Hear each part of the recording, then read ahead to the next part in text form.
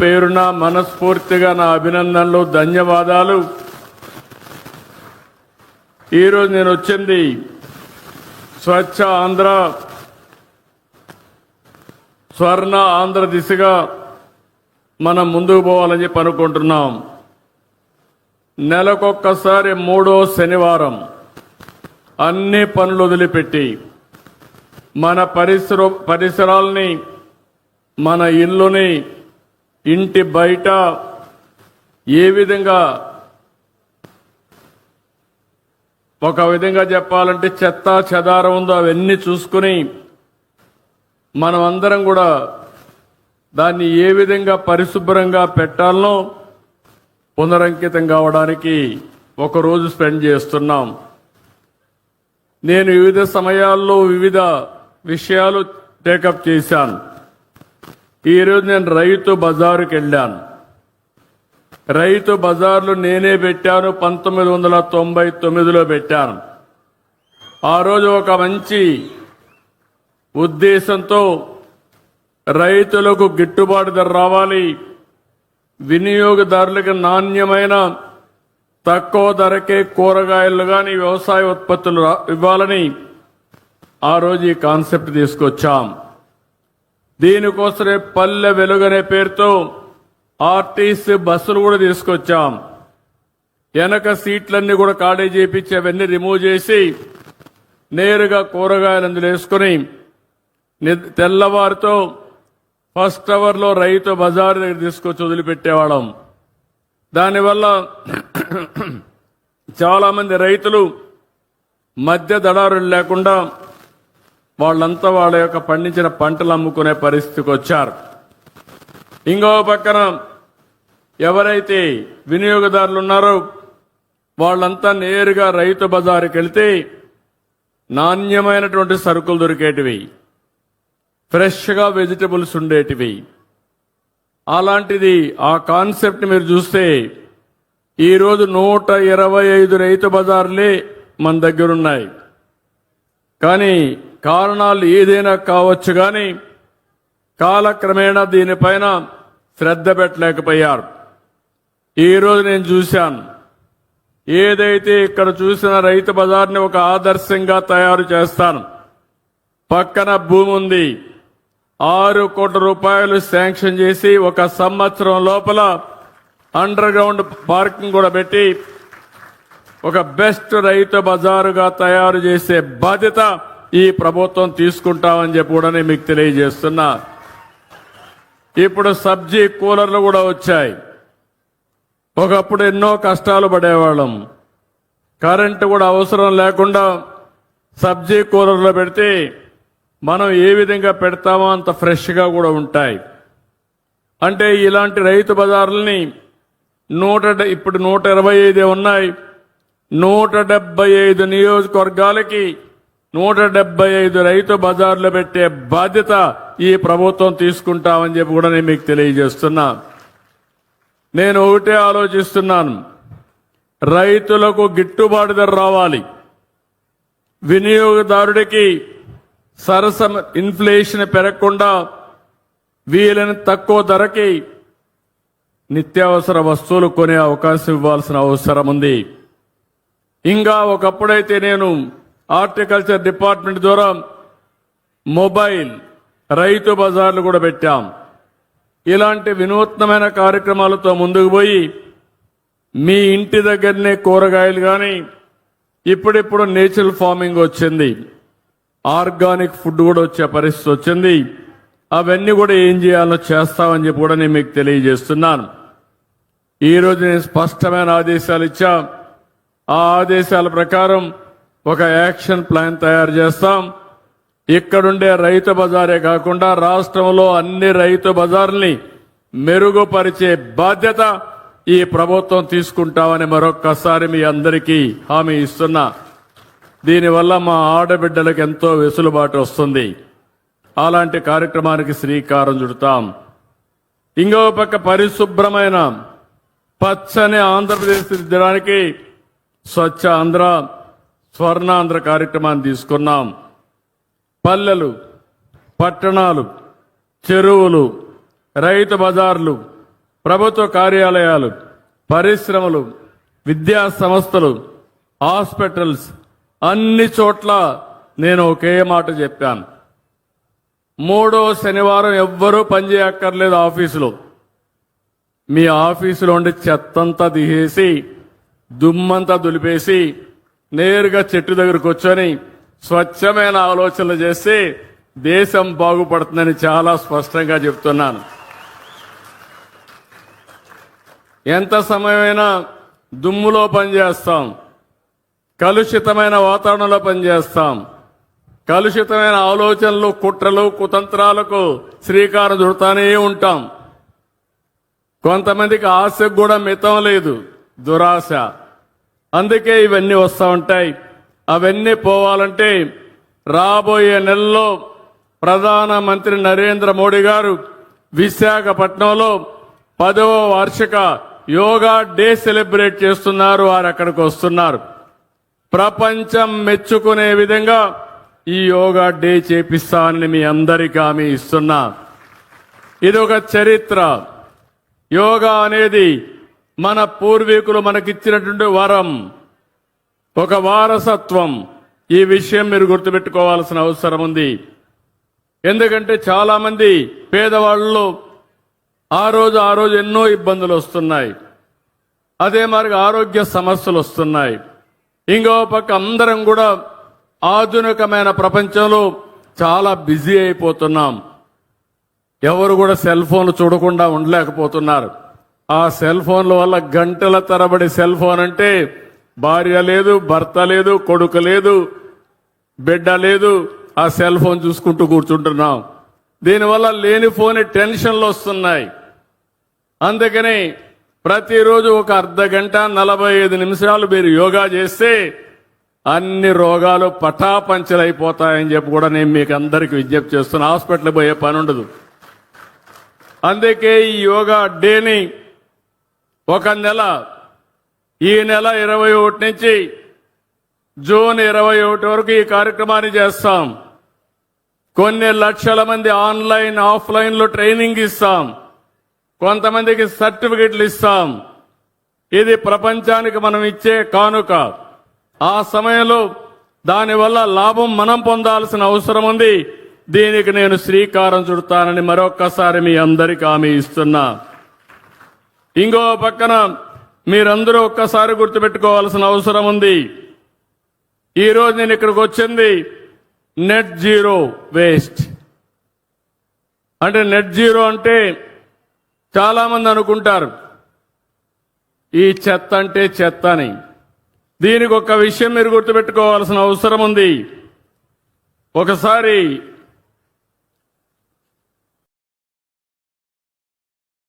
బుద్ధుడు ఆయన శిష్యుడు ప్రతిరోజు చాలా బిజీగా ఉండేవాడు. శిష్యులకంతా కూడా తత్వబోధ చేస్తూ. ఒకరోజు గురువు గారు అందరిని పిలిపించి మాట్లాడితే ఒక శిష్యుడు దగ్గరకు వచ్చి, గురువు గారు మీరు ప్రపంచంలో అందరి గురించి ఆలోచిస్తున్నారు, మీ సొంత శిష్యుల గురించి మీరు ఆలోచించడం లేదు, కాబట్టి ఇది నేను ఒక విషయం కోరాలనుకుంటాను చెప్తాడు. అప్పుడు బుద్ధుడు అంటాడు, నువ్వేం భయపడద్దు, నిర్మోహమాటంగా మాట్లాడు, ఏం చెప్పాలనుకుంటున్నావు చెప్పమంటాడు. అప్పుడు శిష్యుడు అంటాడు, ప్రభు నా బట్టలు పూర్తిగా చినిగిపోయినాయి, ప్రతి ఒక్కరూ నా వస్త్రాలు చూసి నవ్వుతున్నారు, హేళన చేస్తున్నారు, కాబట్టి ఒక బట్టలు ఒక జత ఇవ్వండి, కొత్త బట్టలు కట్టుకుంటారని చెప్పి అడుగుతాడు. అప్పుడు బుద్ధుడు ఆలోచించి ఇది పెద్ద సమస్య ఏం కాదు, ఈయనకి కొత్త వస్త్రాలు ఇమ్మని ఆదేశాలు ఇస్తాడు. శిష్యుడు చాలా ఆనందపడిపోతాడు. ఆ నుంచి గదిలో నుంచి వెళ్ళిపోతారు. కొద్ది రోజుల తర్వాత బుద్ధుడికి మళ్ళీ ఒక ఆలోచన వస్తుంది. వీడికి నేను బట్టలిచ్చా, ఒకసారి కనుక్కోవాలి, ఆ బట్టలు ఏ విధంగా వాడుతున్నాడో కనుక్కోవాలని మళ్ళా పిలుస్తాడు. కొన్ని రోజుల తర్వాత పిలిస్తే నేను కొత్త బట్టలు ఇచ్చాను కదా, నువ్వు ఆనందంగా ఉన్నావా, ఏంటి కట్టుకుంటున్నావా, దీనివల్ల నీలో మార్పు ఏంటి అని అడుగుతాడు. దానివల్ల శిష్యుడు చాలా ధన్యవాదాలు గురువుగారు, కొత్త వస్త్రం వచ్చి చాలా సౌకర్యంగా ఉంది, ఇక నాకు ఎలాంటి కోరికలు కూడా లేవు, చాలా ఆనందంగా ఉన్నానని చెప్పి అంటాడు. అప్పుడు బుద్ధుడు అంటాడు, నీ కొత్త బట్టలు ఇచ్చాను, అవి వాడుతున్నావు, అసలు నీ పాత బట్టలు ఏం చేశావని అడుగుతాడు బుద్ధుడు. అప్పుడు శిష్యుడు కూడా చాలా తెలివైనవాడు. శిష్యుడు అంటాడు, గురువుగారు, నా పడక బొంతలో పూర్తిగా చెడిపోయి అది సరిగా లేదు, అందువల్ల నా బట్టలు దాన్ని కుట్టుకొని నేను బెడ్ వాడుకుంటున్నాను అని శిష్యుడు చెప్తాడు. అప్పుడు మళ్ళీ బుద్ధుడికి ఒక ఆలోచన వస్తుంది. నీ పాత పరుపులో ఉండే బట్ట ఏమైందని అడుగుతాడు. దానిపైన ఆ బొంతం తీసుకొని కిటికీకి కట్టనగా కట్టాను గురువుగారు అని చెప్తాడు. అప్పుడు గురువుగారు అడుగుతారు, నువ్వు దానికి కట్టనగా కట్టావు, మరి పాత తెర ఉంది కదా, దాన్ని ఏం చేసావంటాడు. ఆ తెరని వంటగదిలో వాడే గుడ్డ కింద వాడుతున్నాను తుడవడానికి అని చెప్తాడు శిష్యుడు. అప్పుడు ఆయన గురువు అడుగుతాడు మళ్ళీ బుద్ధుడు, అంతవరకు వంటగదిలో వాడినటువంటి ఆ గుడ్డ ఏం చేసావని అడుగుతాడు. అప్పుడు అంటాడు, దాన్ని గది తుడవడానికి వాడుతున్నాను గురువు గారు అంటాడు. అంతవరకు ఒక గుడ్డ వాడావు కదా, దాన్ని ఏం చేసావని అడుగుతాడు. ఆ గుడ్డ పూర్తిగా చెడిపోయింది గురువు గారు, దారాలు దారాలు అయిపోయింది, అది తీసుకొచ్చి మన కొవ్వు దీపాలు పెట్టినప్పుడు ఒత్తులు తయారు చేస్తాం, ఒత్తులు తయారు చేశాను, ఇక్కడ వెలిగే దీపం గురువు గారు నీ ముందర నేను వదిలిపెట్టినటువంటి బట్ట అని చెప్తాడు. అంటే మీరు గుర్తుపెట్టుకోవాల్సింది, అప్పుడు గురువు గారు బుద్ధుడు అంటాడు, అంటే ఈ ప్రపంచంలో ఏది కూడా వేస్ట్ కాదు. సారాంశం మీరు గుర్తుపెట్టుకోండి, ప్రతి ఒక్కటి ఉపయోగపడుతుంది. నేను ఎన్నో సంవత్సరాల కంటే ముందు పచ్చదనం పరిశుభ్రం అనే కార్యక్రమం పెట్టాను. ఆ కార్యక్రమాన్ని నేను ఆ రోజు అమలు చేశాను. ఈ రోజు మీరు చూస్తే నేను పెట్టినటువంటి కార్యక్రమం ఎక్కడికక్కడ సర్క్యులర్ ఎకానమీ.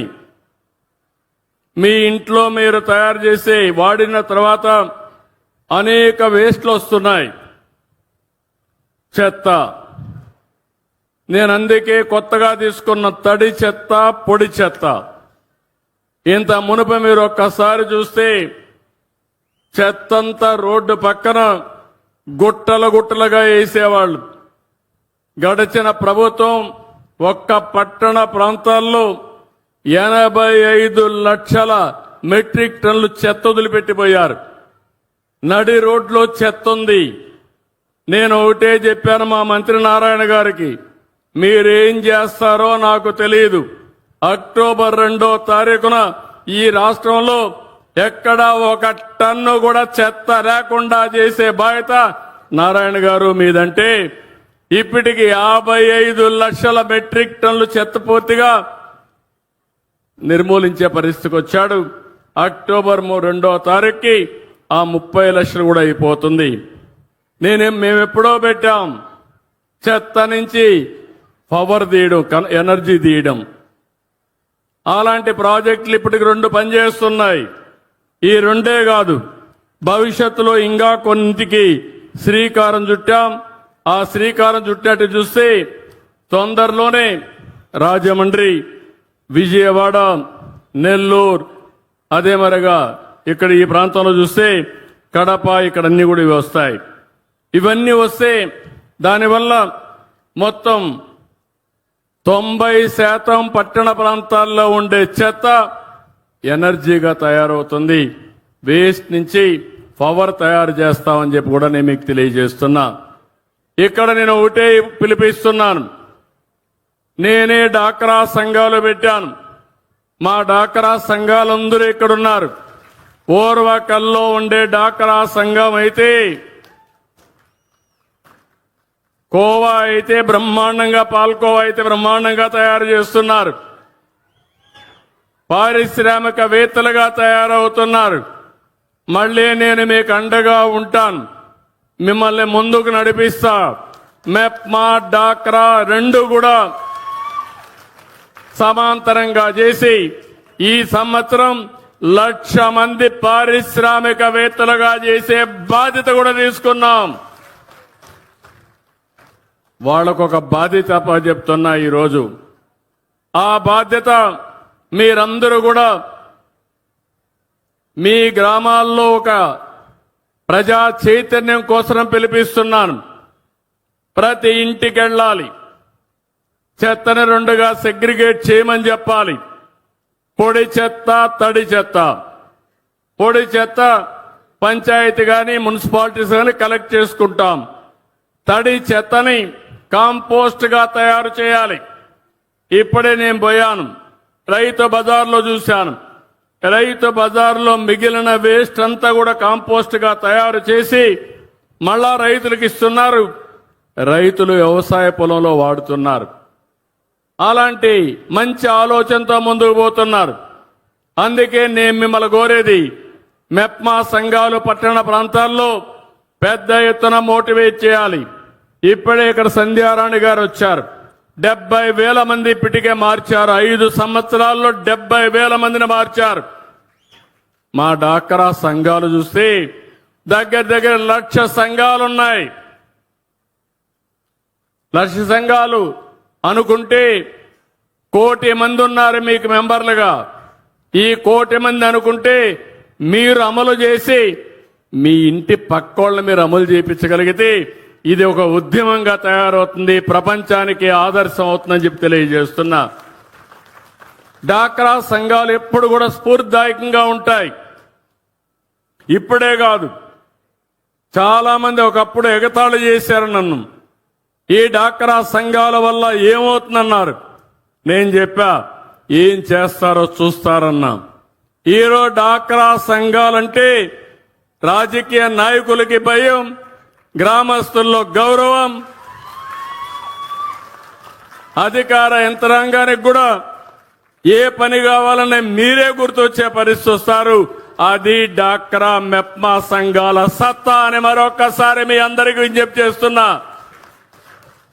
ఈ డాక్రా మెప్మా సంఘాల ద్వారా మా ఆడవాళ్ల శక్తి ఉంటో ప్రపంచానికి చాటి చూపించారని చెప్పి కూడా నేను మీకు తెలియజేస్తున్నా.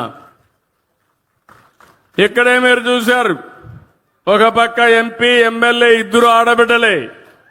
అది తెలుగుదేశం పార్టీ మహిళలను ప్రోత్సహించే విధానం.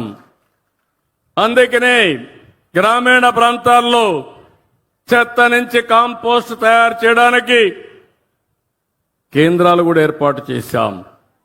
నేను ఇక్కడ మీకే ఆ బాధ్యత అప్పచెబుతున్నాను. చెత్త అంతా తీసుకుని కాంపోస్ట్ గా కన్వర్ట్ చేసి రైతులకు ఎరువుగా ఇవ్వాల్సిన బాధ్యత డాక్రా సంఘాలపైన ఉంది. ఈ పని మీరు చేయండి, మీకు ఆదాయాన్ని ఇచ్చే బాధ్యత నేను తీసుకుంటానని మా డాక్రా సంఘాలకు హామీ ఇస్తున్నా. అక్కడి నుంచి రాష్ట్రంలో ఒక 75 సెంటర్లు పెడతాం. ఏదైతే తడి చెత్త అంతా కూడా కాంపోస్ట్ గా తయారు చేసి పొడి చెత్త ఉంటుంది, అందులో సెల్ ఫోన్లు చెత్త ఉంటుంది, ప్లాస్టిక్ ఉంటుంది, గ్లాస్ ఉంటుంది, పేపర్లు ఉంటాయి, రకరకాలుగా వస్తువులుంటాయి. అవన్నీ కలెక్ట్ చేసి మళ్ళీ రీసైక్లింగ్ పంపిస్తాం, ఫ్యాక్టరీలకు పంపిస్తాం. దానివల్ల మళ్ళా ఫ్యాక్టరీల్లో కొత్తగా ఇనుము తయారు చేయకుండా ఇనుపు వస్తువులు తయారు చేస్తారు. సెల్ ఫోన్లు ఇవన్నీ మెల్ట్ చేసి సెల్ ఫోన్లో వాడతారు. ఇంకో పక్క పేపర్లన్నీ వాడి మళ్ళా పేపర్లు తయారు చేస్తారు. ప్లాస్టిక్ మంతా ఇచ్చేసి మళ్ళా ప్లాస్టిక్ తయారు చేస్తారు. అనేక వస్తువులు తయారు చేసే పరిస్థితి వస్తుందని చెప్పి కూడా నేను మీకు తెలియజేస్తున్నా. ఒక ఉద్యమ స్ఫూర్తితో తీసుకున్నాను. నేను మొన్న కూడా ఒకసారి మీటింగ్ పెట్టుకొని రివ్యూ చేశాను. దీనికి ఒక ఆర్గనైజేషన్ చార్ట్ కూడా ఇచ్చాను. తొందరలో ఇచ్చేయగలిగితే రాష్ట్రంలో ఒకటే చెప్తున్నాం. జపాన్లో నేను చూశాను, రోడ్డు మీద ఎక్కడ కాగితాలు కనపడవు, ఆ పేపర్లు తీసిన మనుషులు కనపడరు. వాళ్ళలో ఒక సంస్కృతి వచ్చింది. ఎవరన్నా చెత్త వేయాలంటే వాళ్ళకు నామోషి. అందుకే ఎక్కడా రోడ్డు మీద వేయరు. ఇంకా ఒక విషయం చెప్పాలంటే సామాజిక బాధ్యత. రోడ్డు మీద పేపర్ ఉంటే ఆ పేపర్ తీసుకొని పర్సులో పెట్టుకొని ఇంటికి పోయి డస్ట్బిన్ లో వేసే సంస్కృతి అని చెప్పి కూడా నేను మీకు తెలియజేస్తున్నా. అంటే మనం చేయలేమా అని అడుగుతున్నా. మనకు అలాంటి సామాజిక బాధ్యత లేదా అని అడుగుతున్నా. ఉంది. అది మీరు చేయగలిగితే ఇది సాధ్యమని చెప్పి కూడా నేను మీకు తెలియజేస్తున్నా. 2 నెలల్లోనే సర్క్యులర్ ఎకానమీ కింద కొత్త పాలసీ తీసుకొస్తాం, దాన్ని కూడా అమలు చేస్తామని చెప్పి కూడా నేను మీకు తెలియజేస్తున్నా. ఇది కాకుండా ఈరోజు పల్లెల్లో పల్లె పుష్కరణ అనే కార్యక్రమం తీసుకొని చెరువులన్నీ కూడా పరిశుభ్రం చేసే కార్యక్రమం తీసుకుంటున్నాం. ప్రతి గ్రామంలో చెరువులు ఉన్నాయి, మన పూర్వీకులు కట్టారు. ఇది మన నాగరికతకు చిహ్నం. అలాంటి పుష్కరణలన్నీ మళ్లీ క్లీన్ చేసి పరిశుభ్రమైన చెరువులుగా తయారు చేసుకుని ఆ చెరువు చుట్టూరు గాని నడవడానికి వాకింగ్ పాత్ చేసుకుంటే బ్రహ్మాండంగా వచ్చే పరిస్థితి వస్తుంది. అది కూడా తయారు చేస్తామని చెప్పి కూడా నేను మీకు తెలియజేస్తున్నా. ఈరోజు మీరు ఒకసారి చూస్తే 123 మున్సిపాలిటీల్లో మెటీరియల్ రికవరీ ఫెసిలిటీ కూడా పెట్టారు. అలాంటి కార్యక్రమాలతో ముందుకు పోతున్నాం.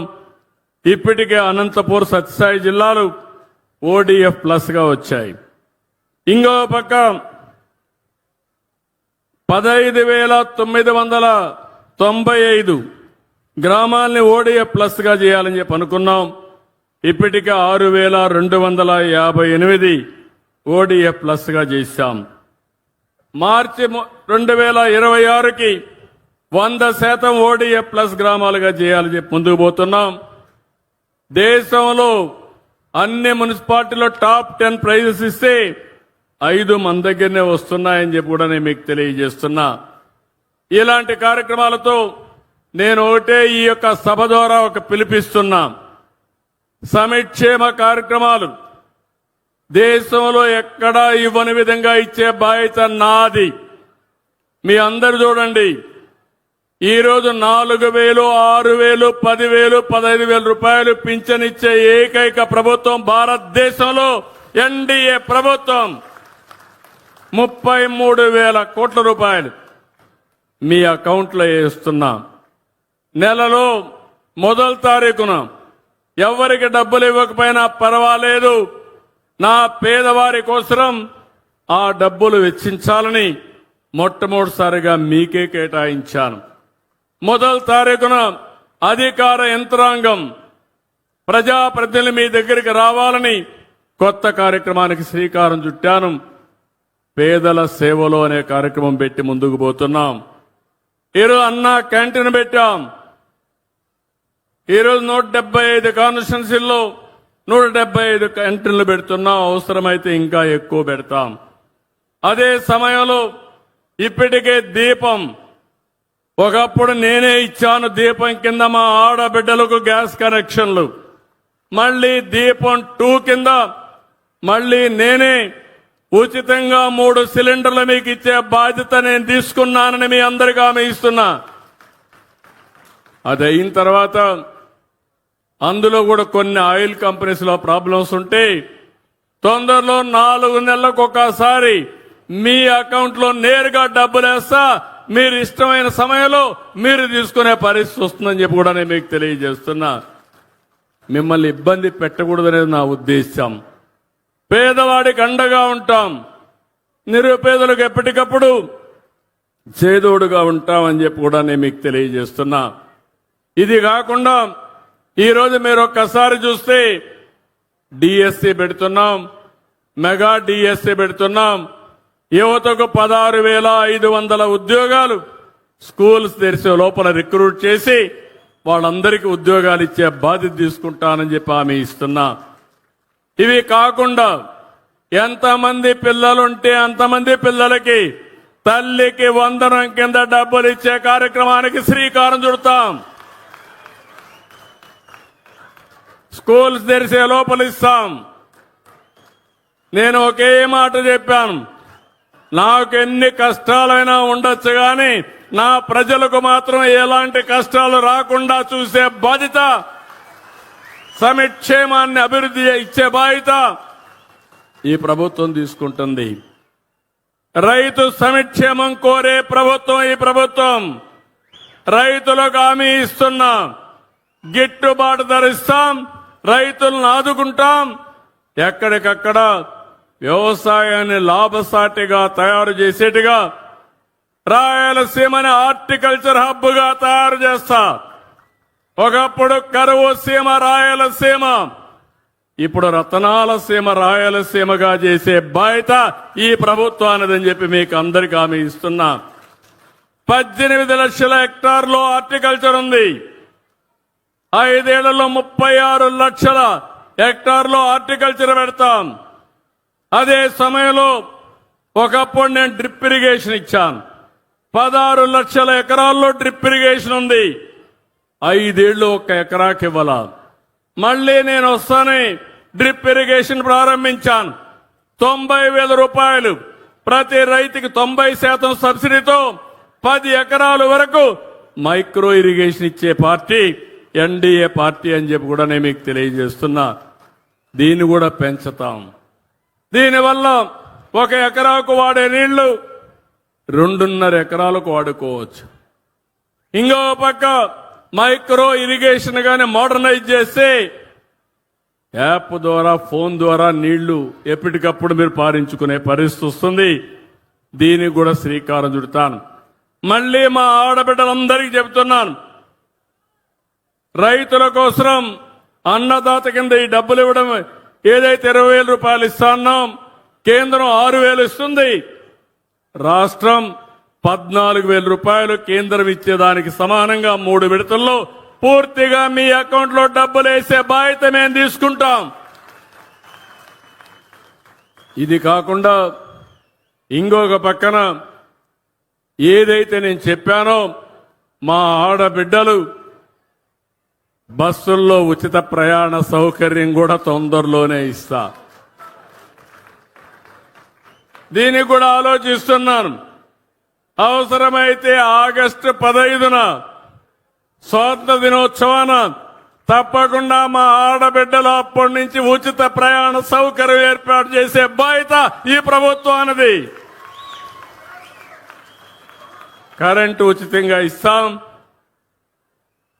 చాలా మంది పేదవాళ్ళకి ఇస్తున్నాం. అందరికీ కాదు, పేదవాళ్లకు 200 యూనిట్ల ఎస్సీలకు ఉచితంగా ఇస్తున్నాం.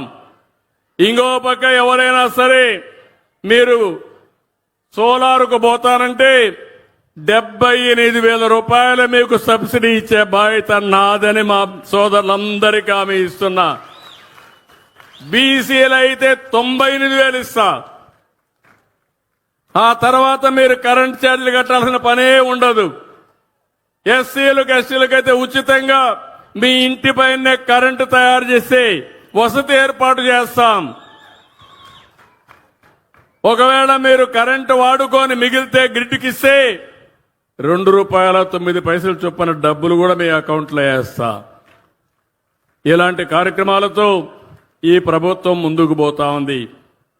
ఇంకో పక్క ఈరోజు నేను ఇక్కడనే మీకు అందరినీ ఒకటే కోరుతున్నా, రాయలసీమలో ఇక్కడ రాయలసీమ బిడ్డని నేను కూడా, ఈ రాయలసీమ గడ్డ మీదనే పుట్టాను.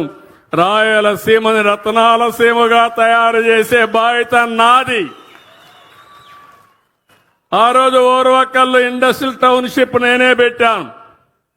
జయరాజ్ ఇస్పాత్ అయితే 2,000 కోట్లతో ఆ రోజు ఇండస్ట్రీ బిట్టింగ్ కొన్ని వచ్చాయి. నేను అడుగుతున్నా, 5 ఏళ్లు వేరే పార్టీ అధికారం ఉన్నాం. వాళ్ళ పార్టీ పేరు కూడా నేను చెప్పను. చెప్పాలన్న తమ్ముళ్ళు మిమ్మల్ని అడుగుతున్నా, చెప్పాలన్న ఆడబిడ్డలను మిమ్మల్ని అడుగుతున్నా, ఎక్కడైనా ఒక తట్టె మట్టేశారా అని మిమ్మల్ని అడుగుతున్నా. రోడ్లు గుంతలు పెట్టారా లేదా అని మిమ్మల్ని అడుగుతున్నా. గుంతలు పూడ్చామా లేదా అని మిమ్మల్ని అడుగుతున్నా. ఈరోజు ఇక్కడే జనార్దన్ రెడ్డి గారు ఉన్నారు మంత్రి. నేను వచ్చిన తర్వాత ఒకటే మాట చెప్పాను, గుంతలు లేని రోడ్లు తయారు చేయడం ఎన్డీఏ విధానం అని. ఈరోజు ఆ పనికి కూడా శ్రీకారం చుట్టాం. చాలా వరకు పార్ట్ హోల్స్ అన్ని కూడా పూర్తి చేశాం, క్లియర్ చేసేసాం. అది ఎన్డీఏ ప్రభుత్వం యొక్క సమర్థత అని చెప్పి కూడా నేను మీకు తెలియజేస్తున్నా. రెండో పక్కన మీరు ఒకసారి చూస్తే రాయలసీమలో ఒకప్పుడు ఫ్యాక్షన్ పాలిటిక్స్ ఉండేది. తమ్ముళ్ళు గుర్తుందా, నేనే ఫ్యాక్షన్స్ ని తుదముట్టించా, వీళ్లతో కూడా పెక్కలించా. ఈ రోజు ఏ గ్రామంలో కూడా ఫ్యాక్షన్స్ లేవంటే దానికి కారణం తెలుగుదేశం ప్రభుత్వం. అవునా కాదా అని మిమ్మల్ని అడుగుతున్నా. దానివల్ల అభివృద్ధి సాధ్యమైంది. ఒకప్పుడు అభివృద్ధి రాయలసీమ అంటే అందరూ భయపడిపోయేవాళ్ళు. గ్రామాలు గ్రామాలు ఫ్యాక్షన్ రాజకీయాలతో, ఫ్యాక్షనిజంతో పూర్తిగా నిర్వీర్యమైపోయి మనవలు ఎగతాళి చేసినగా సినిమాల్లో తీసేవాళ్ళు. ఈరోజు అలాంటి రాయలసీమ వేరే జిల్లాల కంటే బ్రహ్మాండంగా అభివృద్ధి చేసే బాధ్యత ఈ ఎన్డీఏ ప్రభుత్వం తీసుకుంటున్నామని చెప్పి కూడా నేను మీకు తెలియజేస్తున్నా. నేను అడుగుతున్నా, రాష్ట్రంలో ఎక్కడా లేని విధంగా ఎయిర్పోర్ట్లు ఉన్నాయి. తిరుపతి, కడప, పుట్టపర్తి, అదేమో ఓర్వకల్లు, 4 జిల్లాలకు 4 ఎయిర్పోర్ట్లుండే ఏకైక రాష్ట్రం ఆంధ్రప్రదేశ్ రాష్ట్రం అని చెప్పి కూడా నేను మీకు తెలియజేస్తున్నా. అదే రాయలసీమ. రోడ్లు చూడండి, 4 లేన్ 8 లేన్ రోడ్లు. తిరుపతికి పోవాలంటే నేరుగా నంద్యాల, కడప, తిరుపతి. ఈ పక్క బెంగళూరు నుంచి హైదరాబాద్, అనంతపురం నుంచి తిరుపతి. ఏ ప్రాంతానికి పోయినా ఈరోజు నేషనల్ హైవేస్ అన్ని కనెక్షన్స్ వచ్చాయంటే అది తెలుగుదేశం పార్టీ చూపించిన చొరవ అని చెప్పి నేను మీకు తెలియజేస్తున్నా. రాబోయే రోజుల్లో గ్రీన్ ఎనర్జీకి హబ్గా తయారవుతుంది. సోలార్ ఇక్కడి నుంచే వస్తుంది, విండ్ ఎనర్జీ ఇక్కడి నుంచే వస్తుంది, పంప్డ్ ఎనర్జీ ఇక్కడి నుంచే వస్తుంది. దేశానికి గ్రీన్ ఎనర్జీ సప్లై చేయడానికి ఈ రాయలసీమ కేంద్రంగా పనిచేయబోతుందని మరొక్కసారి మీ అందరికీ విజ్ఞప్తి చేస్తున్నా. ఇండస్ట్రీస్ కూడా, ఏదైతే ఇండస్ట్రీస్ పరిశ్రమకు వాడ మీరు చూస్తే ఓర్వకల్లు గాని, కొప్పర్తి గాని 4-5 వేల కోట్ల రూపాయలు ఖర్చు పెట్టి ఇన్ఫ్రాస్ట్రక్చర్ డెవలప్ చేస్తున్నాం. ఓర్వకల్లో డ్రోన్ సిటీ వస్తుంది, పెద్ద ఎత్తున ఇండస్ట్రీస్ వస్తాయని చెప్పి కూడా నేను మీకు తెలియజేస్తున్నా. ఇంకో పక్కన రాయలసీమలో నీళ్లు ఎవరిచ్చారు తమ్ముళ్ళు నీళ్లని మిమ్మల్ని అడుగుతున్నా.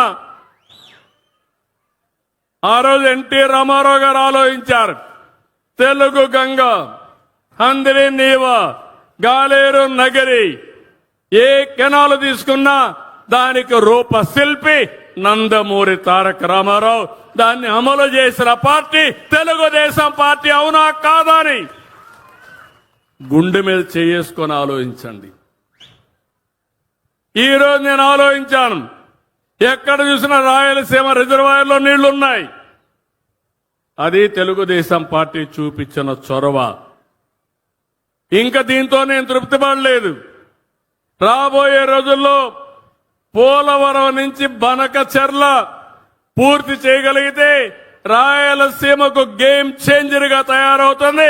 ప్రతి ఒక్క ఎకరాకు నీళ్లు ఇచ్చే అవకాశం వస్తుంది. దానికే ప్రణాళిక తయారు చేస్తున్నా. నా జీవితాశయంగా పెట్టుకున్నా ఈ రాష్ట్రానికి రుణం తీర్చుకునే బాధ్యత నాకుంది. ఎవరికీ లేని గౌరవం మీరు నాకు ఇచ్చారు. ఎక్కువ సమయం ముఖ్యమంత్రిగా పెట్టారు, రాజకీయాలు నన్ను గౌరవించారు.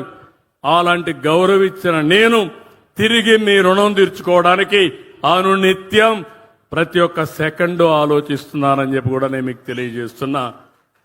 నా అనుభవం మీకు పనిచేయాలి. మీ జీవితాల్లో వెలుగు రావాలి. అందుకే నేను ఆలోచిస్తున్నాను. నేను ఇంత మునుపు చేసిన పనులన్నీ ఒక ఎత్తు అయితే ఇప్పటి నుంచి నేను చేయబోయే పనులు మల్టిప్లైర్ ఎఫెక్ట్ లో 3 రెట్లు 4 రెట్లు ఎక్కువ చేస్తానని చెప్పి కూడా నేను మీ అందరికీ చెప్తున్నా. సంక్షేమాన్ని ఇస్తాను, ఉపాధి అవకాశాలు కల్పిస్తాను, అభివృద్ధి చేస్తాం, ఇన్ఫ్రాస్ట్రక్చర్ ఇస్తాం. మీరు శాశ్వతంగా నన్ను గుర్తుపెట్టుకునేట్టుగా మీకు అండగా నేను ఉంటానని మరొక్కసారి ఈ సభలో హామీ ఇస్తున్నా. అందుకే మీరు చూసినప్పుడు ఇలాంటి వినూత్నమైన కార్యక్రమాలతో నేను ఇక్కడికి వచ్చాను. ఇక్కడ రాయలసీమకి లేపాక్షి నుంచి ఓర్వకల్లు వరకు ఒక హబ్బుగా తయారు చేసి హైటెక్ ఇండస్ట్రీస్ ఏవైతే ఉన్నాయో ఎలక్ట్రానిక్స్ కానీ, ఆటోమొబైల్ కానీ, అదే సమయంలో డిఫెన్స్ కానీ, ఇంకో పక్క ఏరోస్పేస్ కానీ, ఇలాంటి ఇండస్ట్రీస్ అన్ని కూడా తీసుకొస్తామని చెప్పి కూడా నేను మీకు తెలియజేస్తున్నా. ఇవన్నీ తీసుకొచ్చి ఈ ప్రాంతాన్ని అభివృద్ధి చేస్తూనే ఈరోజు ఇండస్ట్రీస్ కూడా మీరు చూస్తే ఎప్పుడూ రాని విధంగా 76 ప్రాజెక్టులు 4,95,796 కోట్ల రూపాయలు పెట్టుబడులు వాళ్ళందరూ కూడా ఆమోదం చెప్పారు. దీనివల్ల 4,51,000 మందికి ఉద్యోగాలు వచ్చే పరిస్థితి వస్తుంది. మన పిల్లలకు ఉద్యోగాలు వస్తాయి. నాణ్యమైనటువంటి ఎక్కువ ఆదాయం వచ్చే ఉద్యోగాలు దీంతో వచ్చే అవకాశం వస్తుందని చెప్పి కూడా నేను మీకు తెలియజేస్తున్నా. ఇలాంటివన్నీ సాధించడానికి నేను ఇక్కడికి వచ్చాను. ఇక్కడికి వచ్చినప్పుడు చూస్తే సోలార్ పవర్ ప్రాజెక్టులు, టాటా పవర్ రెన్యూబుల్ ఎనర్జీ 400 మెగావాట్లు, 350 మందికి ఉద్యోగాలు వస్తాయి. ఇవి కాకుండా ఎన్టీపీసీ రెన్యూబుల్ ఎనర్జీ కూడా 900 మెగావాట్లు, 800 మందికి ఉద్యోగాలు వస్తాయి. ఇంకో పక్కన చూస్తే విండ్ పవర్ అయితే గ్రీన్ కో కానీ, ఇండోస్టల్ కానీ, ఎకరాన్ కానీ, ఏబీసీ అన్ని కూడా చూస్తే 2,208 మెగావాట్లు వస్తాయి. పంప్డ్ ఎనర్జీ మొత్తం గ్రీన్ కో ఇవన్నీ కూడా వచ్చినప్పుడు 1,680, 1,050 ఉద్యోగాలు వస్తాయి. ఇండస్ట్రీస్ అన్ని జయరాజ్ ఇస్పాస్ అయితే ఈ 2,000 కోట్లు కాకుండా ఇంకా 3,000 కోట్ల రూపాయలతో ఎక్స్పాన్షన్ చేయడానికి సిద్ధంగా ఉన్నారు. వాళ్ళకు కావలసిన నీళ్లు, రైల్వే ట్రాక్ కావాలన్నారు. ఓర్వ కల్లుకి రైల్వే ట్రాక్ కూడా తీసుకొచ్చే బాధ్యత ఈ ప్రభుత్వాన్ని, నీళ్లు తీసుకొచ్చే బాధ్యత ఈ ప్రభుత్వాన్ని. అది కూడా చేస్తాం. ఇంకో పక్కన వేరియస్ ప్రాజెక్ట్స్ మీరు చూసినప్పుడు అనేక ప్రాజెక్టులు వచ్చే అవకాశం ఉంది. అవన్నీ కూడా తీసుకొస్తాం. ఇది కాకుండా ఇక్కడికి నేను వచ్చినప్పుడు ప్రత్యేకంగా ఇక్కడ ఎమ్మెల్యే గారు కూడా కొన్ని విషయాలు అడిగారు. ఆ ఎమ్మెల్యే గారు అడిగిన దాంట్లో మీరు చూస్తే డ్రింకింగ్ వాటర్, రిలయబుల్ సోర్స్ నుంచి డ్రింకింగ్ వాటర్ రావాలి. పాండ్యం నియోజకవర్గానికి సంబంధించి 13 డివిజన్లు, 16 డివిజన్లు ఈ యొక్క కర్నూలు కార్పొరేషన్లు ఉన్నాయి. అటు ఎంపీ ఇటు ఎమ్మెల్యే ఇద్దరు కూడా నా దృష్టి తీసుకొచ్చారు. తప్పకుండా శాశ్వత పరిష్కారం అష్యూర్డ్ వాటర్ ద్వారా ఇంటింటికి ట్యాప్ ద్వారా నీళ్లు ఇచ్చే బాధ్యత మేము తీసుకుంటాం. మా నారాయణ గారు ఆ పని చేస్తారని చెప్పి కూడా నేను మీకు తెలియజేస్తున్నా. ఇది కాకుండా ఇక్కడ రోడ్లు ఇవన్నీ అడిగారు. ఆర్థిక ఇబ్బందులు ఉన్నాయి. అయినా కూడా 50 కోట్ల రూపాయలు ఈ నియోజకవర్గంలో 16 వార్డుల్లో ఖర్చు పెట్టడానికి శాంక్షన్ చేస్తున్నానని చెప్పి కూడా నేను మీకు తెలియజేస్తున్నా. ఇంకో పక్కన 4 లైనింగ్ రోడ్డు వచ్చి నంద్యాల నుంచి కర్నూలు వరకు సఫా కాలేజ్ వరకు అడిగారు. అది కూడా ఆదేశాలు ఇస్తా, దాన్ని కూడా పూర్తి చేపిస్తామని చెప్పి కూడా నేను మీకు తెలియజేస్తున్నాను. ఈ కార్యక్రమాలు చేస్తూనే ఈరోజు ప్రత్యేకంగా నేను పిలిచింది, నేను ఎప్పుడు కూడా దూరదృష్టితో ఆలోచిస్తూ ఉంటాను. మీ అందరికీ జ్ఞాపకం ఉంటుంది, డాక్రా సంఘాలు నేనే పెట్టానని చెప్పా, జన్మభూమి నేనే పెట్టా, అదే మరి ప్రజల వద్దకు పాలన తీసుకొచ్చాం. అదే మరి నీరు చెట్టు తీసుకొచ్చి భూగర్భ జలాలు పెంచే పరిస్థితి వస్తే కరువు జిల్లాగా మారిపోతున్న అనంతపురం జిల్లాలో మే నెలలో వరదలు వస్తున్నాయంటే మీకు ఆశ్చర్యం వేస్తుంది. అలాంటి కార్యక్రమాలు చేపట్టాం. ఈరోజు అనంతపురం జిల్లాలో ఏదైతే భూగర్భ జలాల యొక్క బాగా పెరిగాయి, పైకి వచ్చాయి అంటే ఆ విధంగా మనం ఆలోచించినప్పుడు మనం చేసిన ప్రణాళికల ఫలితాలు కూడా వస్తున్నాయి. ఈరోజు నేను కొత్త ప్రణాళిక శ్రీకారం చుట్టాను. ఆ కొత్త ప్రణాళిక మీరు చూస్తే P4. ఇక్కడనే పారిశ్రామికవేత్తలు కొంతమంది ఉన్నారు, విద్యా సంస్థలు కానీ ఇండస్ట్రీస్ పెట్టిన వాళ్ళు. అదే మరిగా ఇక్కడ బంగారు కుటుంబాలున్నాయి, పేదవాళ్ళు. నేను ఆలోచించిన విధానం మీరు గుర్తుపెట్టుకోవాలి. ఈరోజు పేదవారంతా కూడా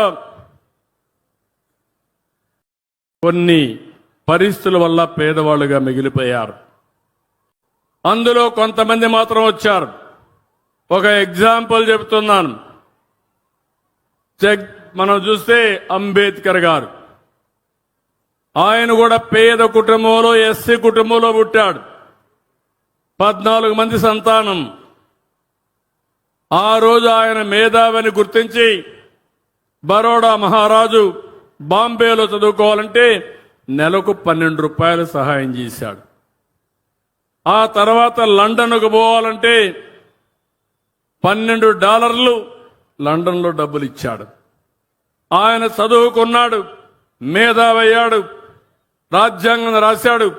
ఈరోజు మనం చూస్తే ఆయన రచించిన రాజ్యాంగ ఫలితాల్ని భారతదేశం మొత్తం ఎంజాయ్ చేస్తున్నాయంటే అది ఆయన చూపించిన చొరవ, ఆయనకుండే మేధోశక్తి. అబ్దుల్ కలాం ఉన్నాడు, మీరు చూశారు. నేను కూడా ఆయన ఎంపిక దోహదం చేశాను. ఆయన చిన్నప్పుడు పేద కుటుంబంలో పుట్టాడు. మదురైలో ఒక అయ్యంగారు అయితే ఆయన దగ్గర చేర్చి శిష్యుడుగా చేర్చుకొని పూర్తిగా సహకరించాడు. ఆయన భారతదేశ అధ్యక్షుడిగా one of the best president గా ఎంపిక చేసిన వ్యక్తి అబ్దుల్ కలాం అని చెప్పి కూడా నేను మీకు తెలియజేస్తున్నా. ఒక భారతరత్న అవార్డు వచ్చింది, బ్రహ్మాండంగా పనిచేశాడు. అందుకే కొంతమందికి కొన్ని అవకాశాలు వస్తాయి, ఆ అవకాశాలు ఉపయోగించుకుంటాం. కొంతమందికి అవకాశాలు వచ్చినా ఆ సమయంలో ఉపయోగించుకోలేకపోతున్నాం. ఒక ఎన్టీ రామారావు గారిని చూసిన, ఒక నరేంద్ర మోడీ గారిని చూసిన, నన్ను చూసిన, మేము కూడా సాధారణ కుటుంబంలో పుట్టాం.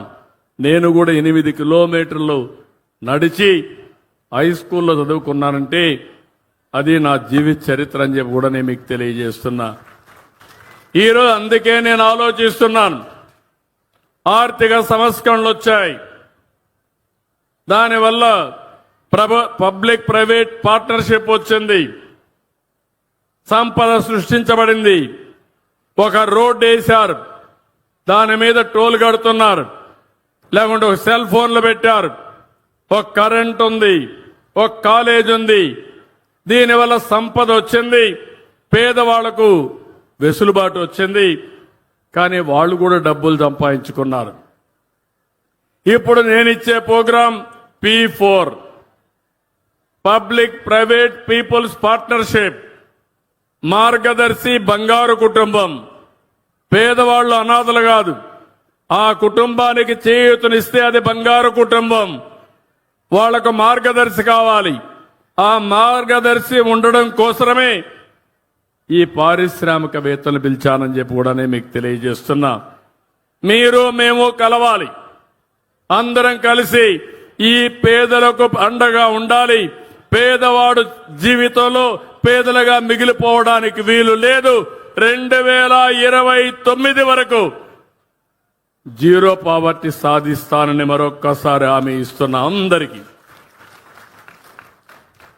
ఒక పెన్షన్ ఇచ్చాం, ఒక రేషన్ ఇచ్చాం, తల్లికి వందనం ఇస్తాం, ఆర్టీసీ బస్సుల్లో ఉచితంగా ప్రయాణ సౌకర్యం ఇస్తాం.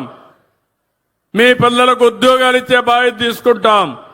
అదే సమయంలో అప్పటికి కూడా పేదలుగా మిగిలిపోతే ఏదైతే నేను చెప్పానో ఆడబిడ్డ నిధి కింద ఇచ్చే డబ్బుల్ని P4 కింద ఇచ్చే డబ్బుల్ని ఈ రెండు మ్యాచ్ చేసి మీ ఆదాయాన్ని పెంచే మార్గాన్ని ఆలోచిస్తాను.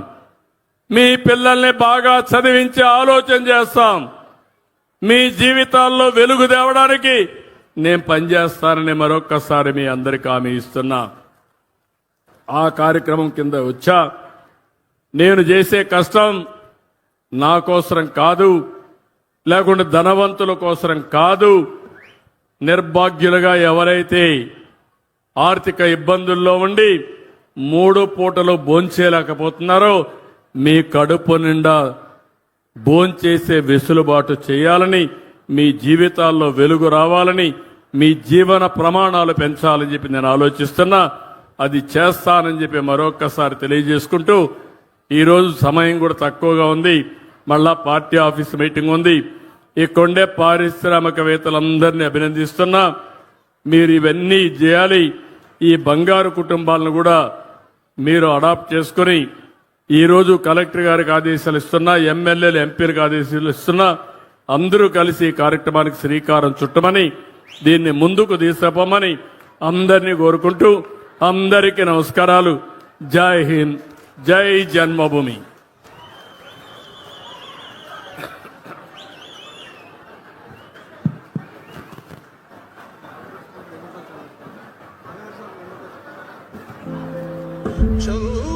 గౌరవ ముఖ్యమంత్రి గారు మార్గదర్శి వారికి మెమెంటోలు బహుకరిస్తారు. ముందుగా శ్రీమతి విజయభారతి గారు,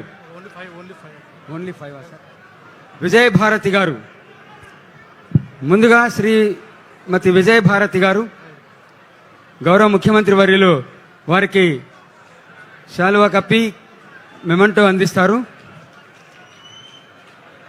శ్రీ కేవి సుబ్బారెడ్డి గారు, విద్యావేత్త శ్రీ కేవి సుబ్బారెడ్డి గారు,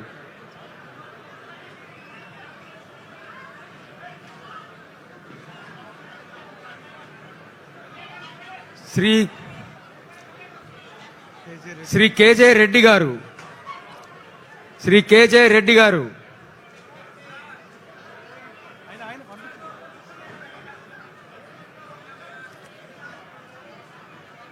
శ్రీమతి కె పద్మలతారెడ్డి గారు, శ్రీమతి కె పద్మలతారెడ్డి గారు,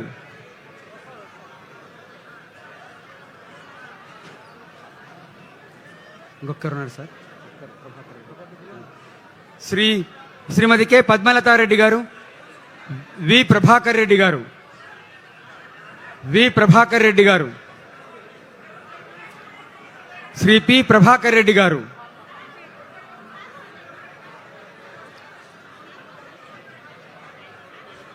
శ్రీ పి ప్రభాకర్ రెడ్డి గారు,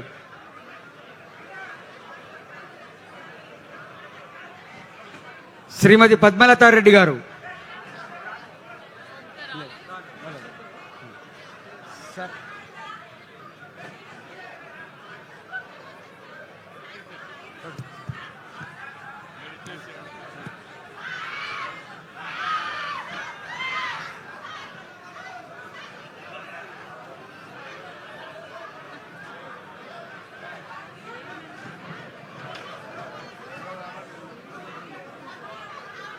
చచ్చిపోతాను ఎందుకో కలిపి తీసుకోండి.